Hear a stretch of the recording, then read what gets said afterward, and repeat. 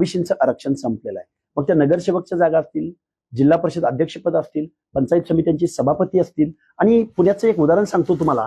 पुण्यामध्ये 42 जागा ओबीसीसाठी राखीव होत्या.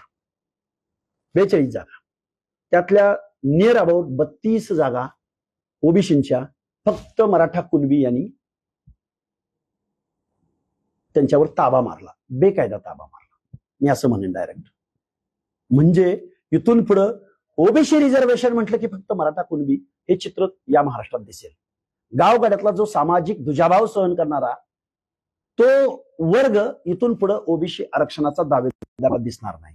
म्हणजे ओबीसीचं आरक्षण संपलेलं आहे. एका चौथी नापास माणसाच्या हातून महामानव डॉक्टर बाबासाहेब आंबेडकरांचं सामाजिक न्यायासह समता प्रस्थापित करण्याचं तत्व, लोकशाहीचं बेसिक तत्व, एका चौथी नापास अनपढ कमालीचा द्वेष मत्सर भरलेल्या एका माणसाकडून या संविधानात्मक तत्वाचा घात होत असेल, 300-350 जातींचे हक्क अधिकार डावलले जात असतील, तर मनोज जरांगे बरोबर कशी आम्ही युती करायची?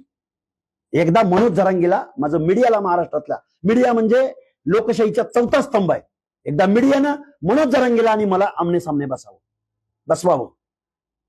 महाराष्ट्रानं बघावं, एक जज तिथं निवृत्त न्यायाधीश बसवावेत आणि आमचा एकदा विचारांची लढाई होऊन जाऊ द्या. मी तयार आहे. मनोज जरांगेला तुम्ही तयार करा. माझी तयारी आहे. चला उद्या स्थळ निवडा, पुणे निवडा, मुंबई निवडा, बीड निवडा, जालना निवडा, छत्रपती संभाजीनगर निवडा. चला मी तयार आहे. पण आमचं, आणि मी विथ प्रमाण आता तुम्हाला दाखवेन, विथ प्रूफ दाखवेन की ओबीसीचं आरक्षण कसं संपलंय. मराठा कुणबीच्या स्पर्धेमध्ये आता गावातला बलुता अलुता भटक्या विमुक्त जाती कशा बेदखल झालेत. सातारा जिल्हा परिषद अध्यक्षपदाचं उदाहरण सांगेन, फलटण पंचायत समितीचं सभापतीपद सांगेन, दौंडचं नगराध्यक्षपद सांगेन, पिंपरी चिंचवडचं महापौर पद सांगेन. शेकडो उदाहरण आहेत आमच्याकडं. थोड्या वेळापूर्वी तुम्ही आरोप केलाय की बाळू आघरेला काही आमदारांनी मदत केली.